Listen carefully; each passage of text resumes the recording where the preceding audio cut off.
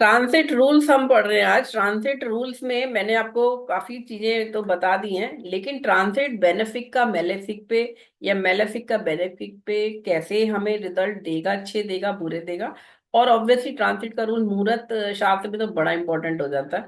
कैसे किस दिन, जैसे अभी कोई भी काम जब करना हो, आप लोग अष्टक वर्ग भी पढ़ोगे एडवांस कोर्स में। पहले साल का जब पूरा हो जाएगा, अष्टक वर्ग में आपको उस दिन का गोचर जो है जिसमें चंद्रमा सबसे ज्यादा बिंदु छोड़ेगा, वो वाला दिन लेना होता है। जैसे सर्जरी है, मेरे बेटे की सर्जरी हुई थी एक, तो तब मैंने अपने गुरुजी से पूछा था कि कौन सा दिन लेना। तो सर ने बोला अरे देख लो बस, सर्वाष्टक वर्ग में चंद्रमा में कितने हाईएस्ट बिंदु है उस दिन वाला दिन ले लो। तो ये सिंपल सा एक ट्रांसिट का प्रिंसिपल है।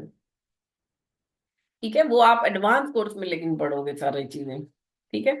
और साथ में ये कि जैसे कहते हैं ना, चंद्रमा से 6 8 12 में, नेटल चंद्रमा से 6 8 12 में ट्रांसिटिंग मून नहीं होना चाहिए।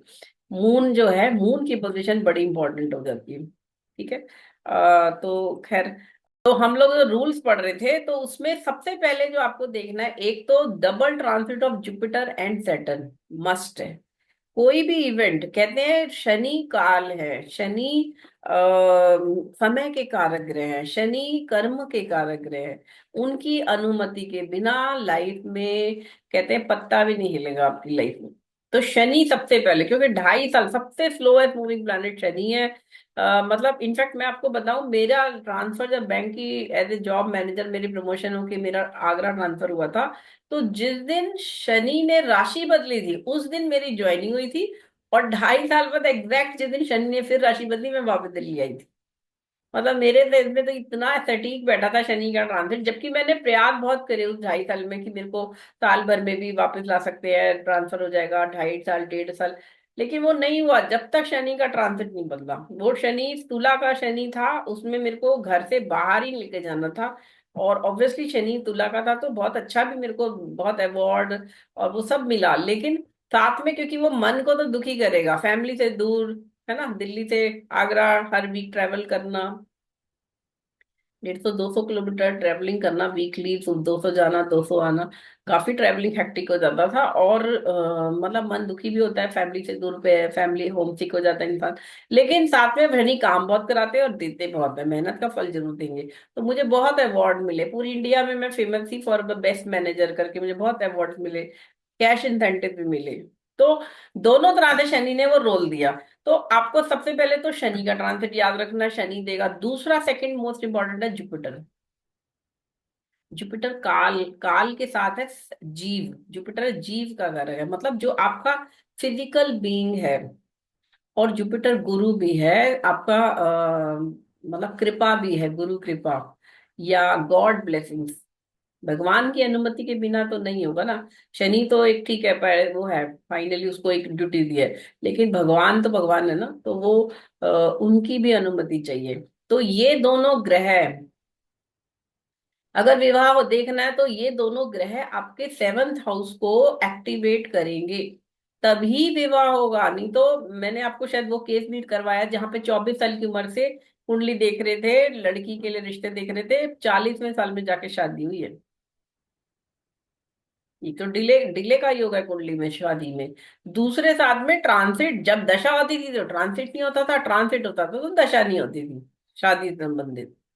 योग तो है ही कि डिले की मैरिज। अब डिले कितनी तरह का डिले, तो 25 26 27 28 के बाद तो डिले ही कहलाता है ना मैरिज। आज आजकल बच्चे शायद 28 में शादी करते होंगे, तो 30 साल के बाद तो डिले ही है मैरिज, अगर आज के समय में भी देखें तो 40वें साल में शादी क्यों हुई, पहले क्यों नहीं हुई? इतने सारी दशाएं आई, क्यों? क्योंकि गोचर के साथ, मतलब दशा तो लगी, लेकिन कभी गोचर नहीं था कम फेवरेबल, और कभी गोचर अच्छा था तो दशा नहीं लगेगी कुछ समय। तो ये तीनों चीजें बड़ी इंपॉर्टेंट है। और शनि और बृहस्पति का गोचर तो हमें हर इवेंट से पहले देखना ही देखना है।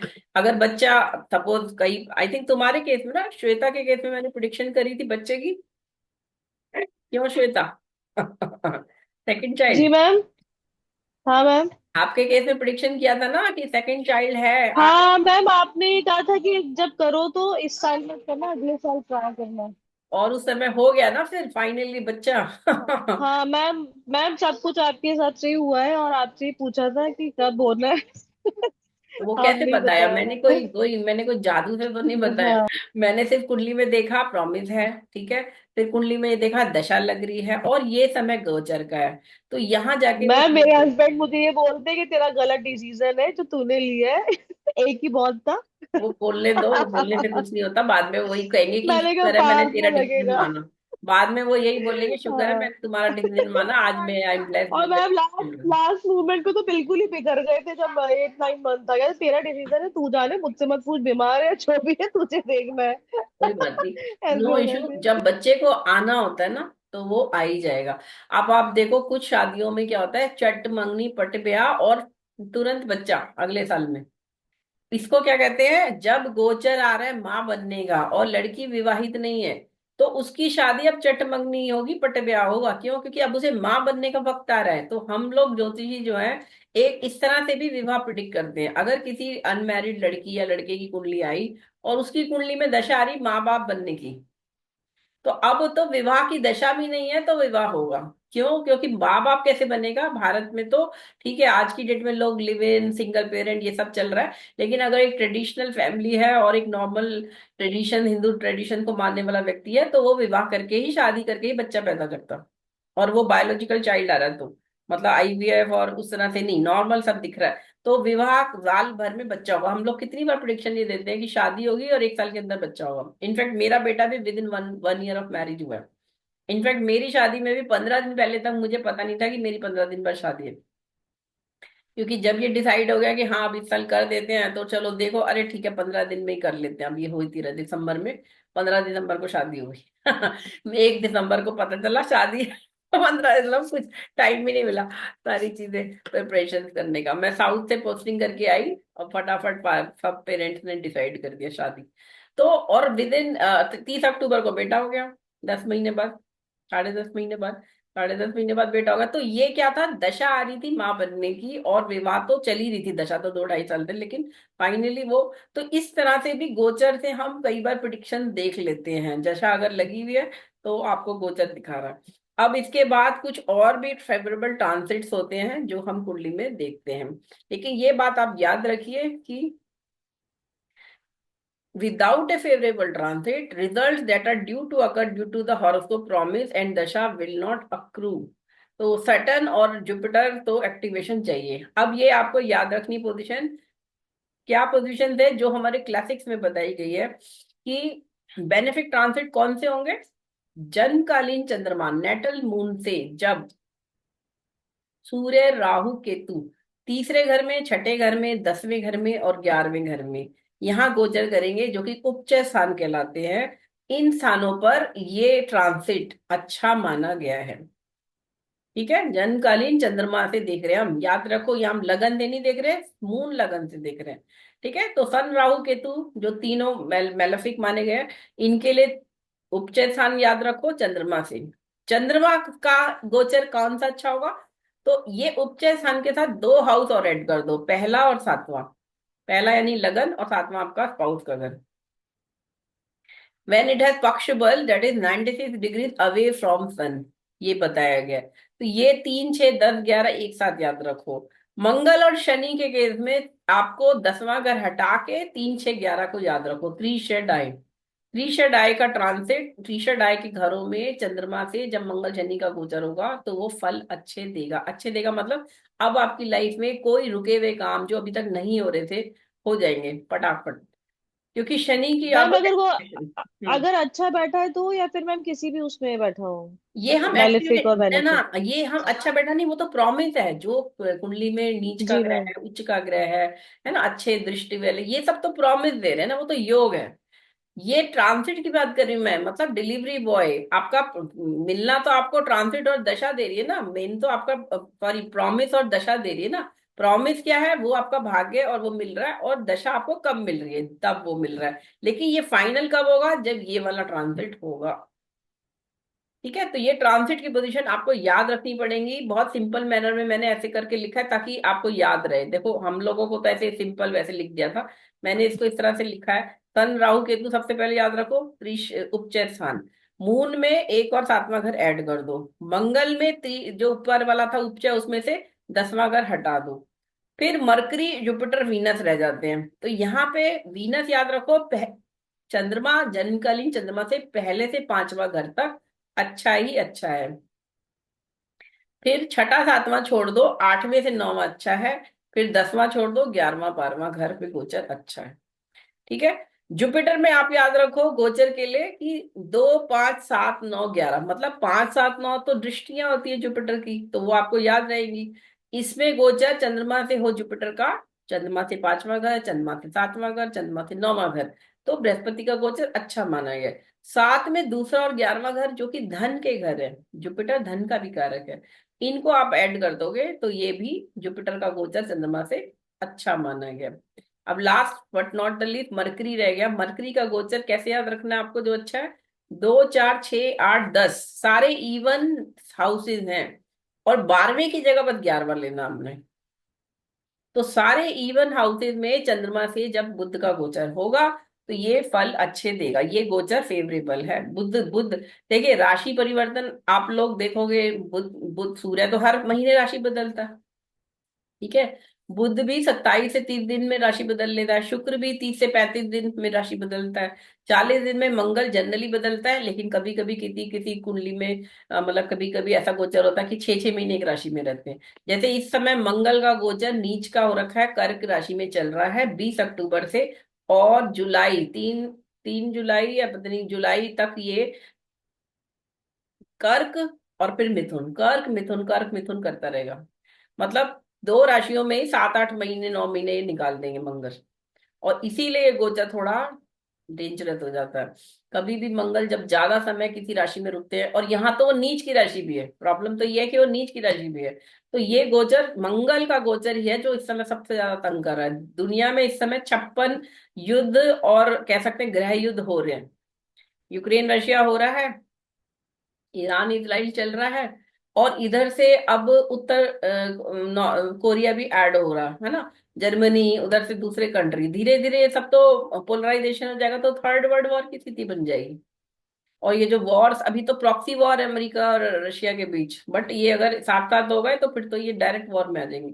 तो ये मंगल का गोचर ही इतना खराब है, और ये स्थिति कब हो रही है, 20 जनवरी को अमेरिका के नए प्रेसिडेंट इलेक्टेड जो है डोनाल्ड ट्रंप, वो ओथ ले लेंगे और फिर वो काम करेंगे। तो फाइनल डिसीजन अभी तो बाइडन है, लेकिन जैसे ही ट्रम्प आएंगे 20 जनवरी से, तो फाइनल तो अब चीजें मूव करेंगी 20 जनवरी से, तो फिर बहुत ज्यादा चेंजेस दुनिया में आने वाले। चाहे हो सकता है वो कोई बड़ी वॉर हो, और उससे पहले भी 20 जनवरी से पहले इस समय सोचो, अभी 5 दिसंबर चल रहा है, अभी तो पूरा 1 महीना 15 दिन 1.5 महीने का समय है जो मंगल इस समय ज्यादा तंग कर सकता है। इनफैक्ट एटम बम तक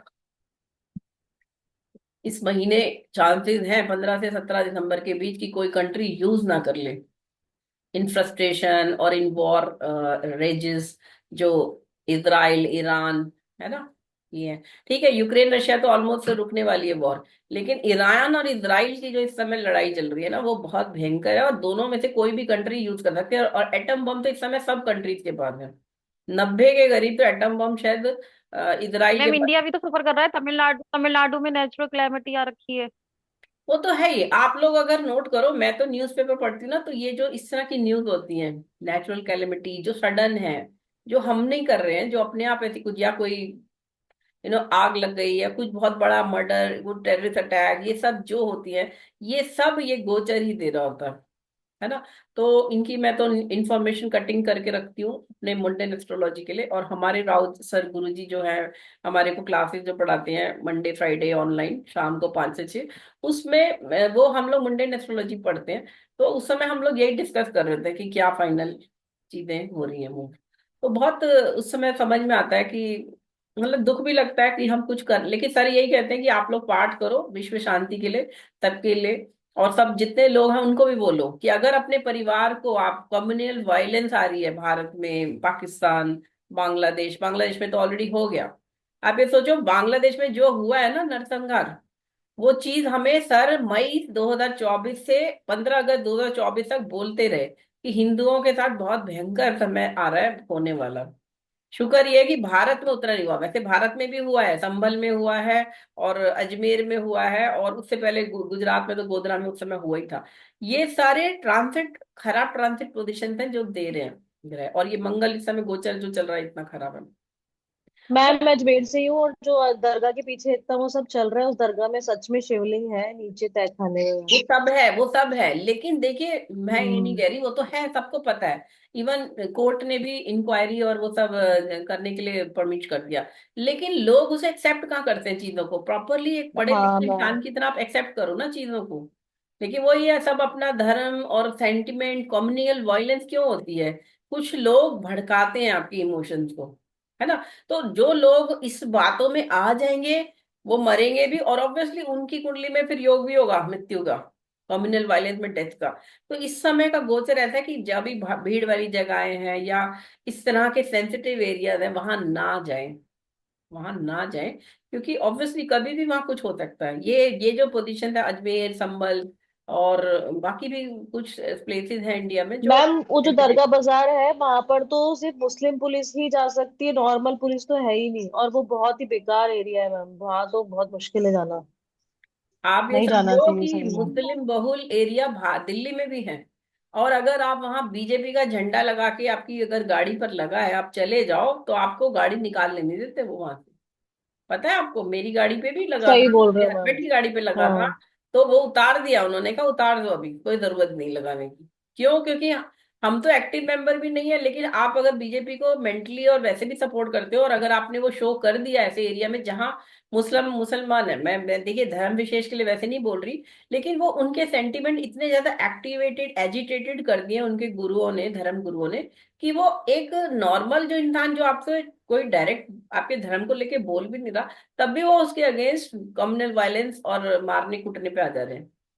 तो ये स्थिति क्यों बन जाती है, लोग अपना मानसिक संतुलन क्यों खो बैठ रहे हैं? क्योंकि कर्क राशि जो है वो काल पुरुष की चौथी राशि है, जो कि एक इंसान जो एक नॉर्मल एक काल पुरुष को माने तो कर्क राशि तो मन चंद्रमा की राशि है ना।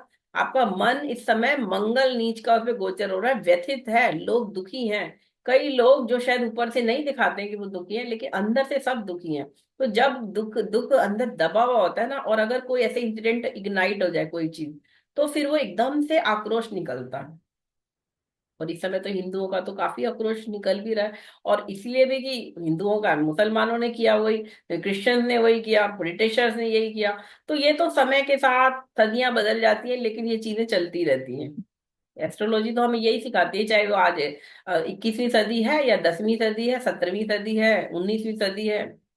लोग इस चीज को यूटिलाइज कर रहे हैं, चाहे वो डार्क वेब वाले हो, चाहे वो सोरोज हो, चाहे वो अमेरिका के इंडस्ट्रियलिस्ट हो, ये लोग सब आपको मैनिपुलेट करते हैं आपके इमोशंस को। चाहे वो मेंटली कर रहे हो, चाहे वो वीडियोस बना के कर रहे हो, चाहे वो टीवी न्यूज कंट्रोल करके कर रहे हो। आपको अपना अपन एक होना, आपको समझदारी से अपने को सेफ गार्ड करना है और एक अच्छे इंसान की तरह बिहेव करना है। ठीक है, आप अपने आप को सेफ गार्ड करो, उसमें आपको अपने आपको मारने को आ रहा है तो आप अपने आप को बचाने के लिए करोगे, लेकिन आप खुद तो मत उसमें लगो कि आप जाके उनको लड़ रहे हो, चीख रहे हो, चिल्ला रहे हो, गाली दे रहे हो, मत करो वो सब, है ना। तो चाहे कितने भी कोई बड़े बड़े क्या बटोगे तो कटोगे, है ना, ये नारा नारा भी दिया है हाँ मैम। योगी जी ने।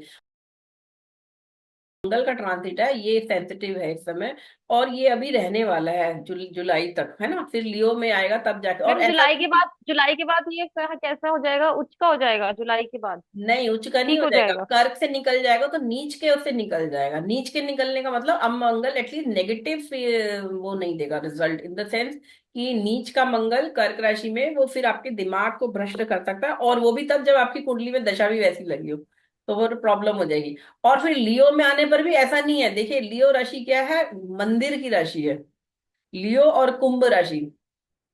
मंगल का गोचर जब अगले साल भी होगा ना, मतलब जुलाई के बाद भी जब है, वो भी टेम्पल्स रिलेटेड एजिटेशन का साल है। और ये तो हमें दिख ही रहा है, टेम्पल्स को लेके तो सेंसिटिव सभी हो गए इस समय, हिंदू तो हो ही गए हैं, और गवर्नमेंट्स भी हो रही हैं, हर स्टेट में हो रहा है। तो ये वाले अगला एक साल जो होगा, अभी तो है ही अगले 3-4 महीने, उसके बाद एक साल और भी है, ये पूरा 1.25 साल का पीरियड आप लोग मान के चलो मंदिरों को लेके बहुत ज्यादा वो होने वाला है। क्या कहते हैं, बहुत ज्यादा एजिटेशन। देखिए मैंने ये बुक खरीदी अभी, हमारे गुरुजी ने हमें बताई, ये Hindu temples what happened to them by Sitaram Goel. ये 2 वॉल्यूम है। 2 वॉल्यूम मैंने, ये 900 रुपए की अभी कल ही आई है मेरे पास। क्यों? क्योंकि हमारे गुरुजी ने बोला इनको पढ़ो, इसमें 700 टेम्पल जो भारत के थे जिन्हें बाबर ने और दूसरे मुगल आक्रांताओं ने तोड़ा, और उनके ऊपर नीचे का बेस वही है, ऊपर उन्होंने मस्जिद बना दी, है ना। ये दोनों बुक सीताराम गोयल जी की हैं, ये टेम्पल्स पे हैं। उन्होंने कहा इन्हें पढ़ के इसके नोट्स बना के फिर इसको हम लोग डिस्कशन बनाएंगे कि ये तो रहा है ये सारी चीजें, लेकिन कैसे कैसे एस्ट्रोलॉजिकली वो चीजें कब कब हुई, ये एक रिसर्च का विषय है। और बेसिकली माना जाए तो जो कि प्लैनेट्स की पोजीशन बनती है ना टोटल ट्रांसिट की, 108 पोजीशन बनती है, 9 प्लैनेट और 12 घर।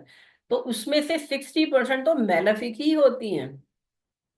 60% मेलेफिक होती है पोजीशन, 40% सिर्फ बेनिफिक ट्रांसिट होते हैं, जो कि हम जिस पे हम काम करके अपने को उस समय काम कर लें अपना। 44 पोजीशन है ना, और टोटल हमारी 108 में से।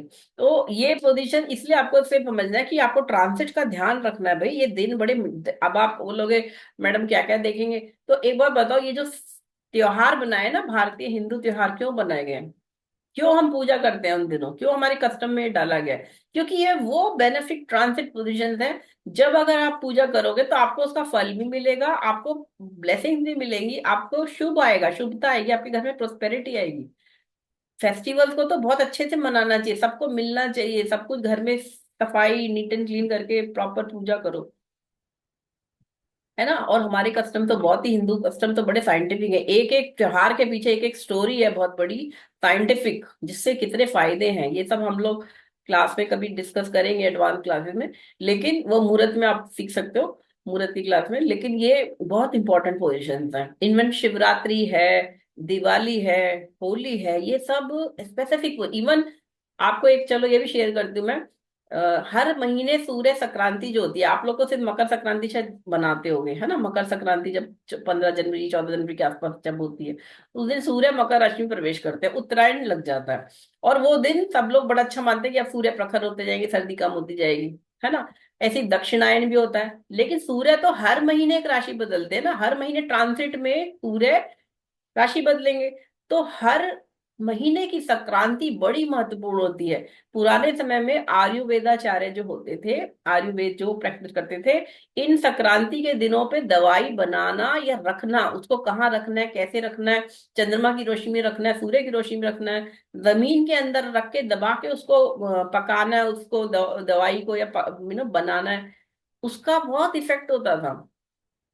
उसमें अमृत की बूंदें आ जाती है। जैसे आपने शायद सुना होगा कि शरद पूर्णिमा के दिन खीर बना के हम चंद्रमा की रोशनी में ढक के रखते हैं, ऐसे कि चंद्रमा की रोशनी पड़े उस पे। करा आप लोगों ने कभी ये? शरद पूर्णिमा, दिवाली से पहले वाली जो पूर्णिमा होती है, 15 दिन पहले, नहीं किया? शरद पूर्णिमा पे ऐसा माना जाता है कि उस दिन मैम खीर, खीर में अमृत, अमृत आ जाता है। अमृत टपकता है। क्यों? क्योंकि चंद्रमा उस दिन साल की सबसे बड़ी पूर्णिमा मानी गई है वो, एक तरह से। और उस दिन जो उसकी रेज है ना, ऐसा माना जाता है उस दिन उसमें देवताओं की ब्लेसिंग भी आ रही है, और वो आपकी जो भी खीर है, खीर तो चावल और दूध और चीनी की है, उसमें अमृत तत्व आ गया, और वो खीर फिर खाई जाती है अगले दिन सुबह, पूरी रात उसको पढ़ना है उसमें रेज को, और फिर वो खाई जाएगी, तो वो आपके अंदर इम्यूनिटी लेवल बढ़ाएगी, आपको हेल्थ देगी, ब्लेसिंग देगी। और ये मैंने करके देखा, देखिए, I have done this and I have tried it. और उसके लिए हम लोग दिन में क्या होता है, उस दिन कोजागर व्रत भी होता है, 100 दिए कम से कम जलाने होते हैं। कई बार हम 100 200 जलाते हैं, 108 जलाते कभी। तो ये हम लोग 3 4 घंटे लग जाते हैं 100 150 दिए जलाने में, पूरी फैमिली को लगना पड़ता है, तब जाके 1 घंटे में जलते हैं। तो ये हम लोगों ने करे हैं शुरू के सालों में शादी के, अब तो 28 साल हो रहे शादी को। लेकिन अब तो मैं नहीं इतना करती ये दिए वगैरह, लेकिन वो करा जाता है। और फिर शाम को ये खीर बनेगी, फिर खीर का प्रसाद लगेगा, बहुत सारे कस्टम्स हैं, पूजाएं होती हैं, उस स्पेसिफिक मंत्र जाप होते हैं। तो ये सब करने से बड़ी सारी ब्लेसिंग मिलती है और बहुत सारे फायदे होते हैं। वो आप धीरे धीरे मुहूर्त जब पढ़ोगे तब सीखोगे। चलिए अभी हम लोग आगे बढ़ते, फटाफट आगे का सेशन। अब बात कर लेते हैं ट्रांजिट में। एक प्रिंसिपल याद रखिए कि सूर्य और मंगल जो अग्नि तत्व ग्रह हैं, ये अपना रिजल्ट तुरंत देते हैं पहली 10 डिग्री में ही। मैंने ऐसा देखा है, जिस दिन सूर्य जैसे कोई भी संक्रांति है साल की, उसमें जैसे ही सूर्य परिवर्तन करेंगे ना, राशि में एंटर कर, उस दिन स्पेसिफिक कुछ होगा। क्योंकि वो अब पहली 10 डिग्री के अंदर है, उस राशि के पहले 10 डिग्री में रिजल्ट। और मंगल का भी मैंने एग्जैक्ट सेम देखा है। मंगल, मंगल तो जिस दिन लगेगा ना, बस उस दिन एंट्री करेगा, उस दिन कुछ ना कुछ होगा। अगर किसी के लिए खराब है तो उसका एक्सीडेंट हो सकता है, वो गिर सकता है, फिसल सकता है पैर। या अच्छा है तो उस दिन उसको प्रॉपर्टी का डील हो गई, पैसा आ गया कहीं प्रॉपर्टी से, कुछ है ना, रेंटल, कुछ भी प्रॉपर्टी रिलेटेड। और झगड़ा, मंगल झगड़ा भी कराते हैं। अगर खराब है तो उस दिन झगड़ा हो जाएगा, मंगल जितनी राशि बदल रहे हैं। तो ये ट्रांसिट्स आप नोट करना शुरू करना अब, आफ्टर द क्लास। आपको यही तो सीखना है कि आपने प्रॉमिस सीख लिया, दशा सीख ली, अब ट्रांसिट के प्रिंसिपल लगाओ और देखो कैसे कैसे लाइफ में चेंजेस हो रहे हैं। तो सन और मंगल का याद रखो, सन एंड मार्स फर्स्ट 10 डिग्रीज में जब किसी भी राशि में प्रवेश करते हैं, पहली 10 डिग्री तक ये रिजल्ट देते हैं, उसके बाद इनके रिजल्ट शायद थोड़े कम हो जाएंगे, लेकिन फर्स्ट 10 डिग्री में तो देंगे देंगे। जुपिटर वीनस कब देते हैं? ये दोनों जो ग्रह हैं, गुरु और शुक्र, जो कि सुरों के गुरु असुरों के गुरु हैं, ये मिडिल 10 डिग्री, जो दृष्टिकोण में मिडिल 10 डिग्रीज है, उसमें रिजल्ट देते हैं किसी भी राशि में पहले 10 डिग्री में। नॉमिनल रिजल्ट मिलता ही नहीं है, ऑलमोस्ट लगता है अरे जुपिटर ने राशि बदल ली, अभी तक तो कुछ हुआ ही नहीं। ऐसा लगता है अरे जुपिटर उच्च के हो गए, कुछ हो ही नहीं रहा यार। वो 10 डिग्री के बाद रिजल्ट मिलेंगे, 10 से 20। चंद्रमा और शनि लास्ट 10 डिग्री में रिजल्ट देते हैं। चंद्रमा और शनि जो कि साढ़े साथी के दो महत्वपूर्ण ग्रह हैं। शनि का ट्रांसिट चंद्रमा से पहली राशि पे जब होता है, और उसकी चंद्रमा जन्मकालीन चंद्रमा पर और अगली राशि पर, वो ढाई ढाई ढाई साल, तीन ढाई ढाई सालों का जो खंड है वो मिलके साढ़े साथी बनाते हैं।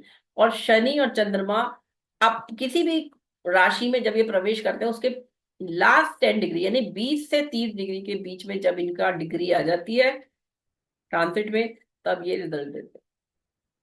अब बच रहे हमारे राहु केतु और मरकरी। ये इफेक्टिव होते हैं थ्रू आउट 30 डिग्री पैसे थ्रू द हाउस। किसी भी राशि में 30 डिग्री में कोई भी डिग्री में हो, ये रिजल्ट दे सकते हैं अपने ट्रांसिट का। तो ये प्रिंसिपल आपको याद रखना है। ठीक है। अब ये तो हमने सब चंद्रमा से गोचर देखा सारा, है ना।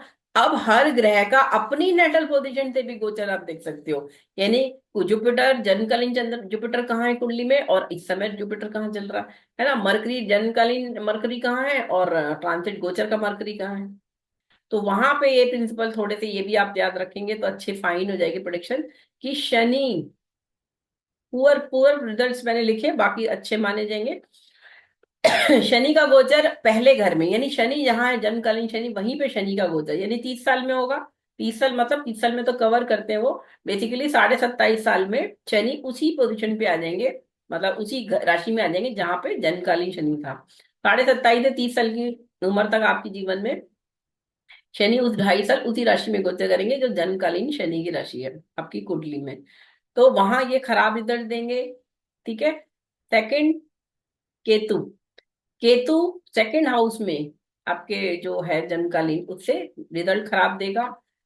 जन्मकालीन जुपिटर से तीसरे घर में जुपिटर आता है तो बहुत अच्छे रिजल्ट नहीं है। चौथे में मरकरी आएगा तो अच्छे रिजल्ट नहीं है। ठीक है। और ऐसी तरह और ग्रहों का है। साढ़े साथी को इसलिए याद रखना है कि जब भी साढ़े साथी शुरू हो रही हो आपके जीवन में, यानी कि आपको पता होगा आपकी कुंडली में चंद्रमा कहाँ पे है, उससे पहले वाली राशि को देख लो और उसकी अगली राशि को। उन तीनों राशियों पे जब शनि का गोचर एंट्री होगी शनि की, तो वो साढ़े साथी का पीरियड शुरू किया गया। लेकिन एक बहुत फेमस एस्ट्रोलॉजर रहे हैं श्री कातवे जी, उन्होंने एक रिसर्च करी थी। उन्होंने कहा था कि ये जो डिग्री है ना, जरूर देखनी पड़ेगी। ऐसा नहीं है कि वो बस राशि में एंट्री करते ही वो देने लग जाएगा रिजल्ट, कि चंद्रमा से एक घर पहले पहुंच गया शनि तो। वो कह रहे हैं कि चंद्रमा की जो डिग्री है उसको -45 करो वहां से, और +45 करो डिग्री, तो वो शनि की साढ़े साथी का पीरियड माना जाएगा। इसका मतलब मान लो अगर चंद्रमा लगन में बैठा है मेष राशि में, मान लो 10 डिग्री का बैठा, ठीक है, तो इसका मतलब 10 डिग्री में 45 डिग्री ऐड करो, तो मेष राशि की 20 डिग्री हो गई, और आगे 25 डिग्री टॉरस की हो गई। तो एक तो चंद्रमा पे बिल्कुल एग्जैक्ट डिग्री पे शनि जब आएंगे तब तो है ही, शनि की साढ़े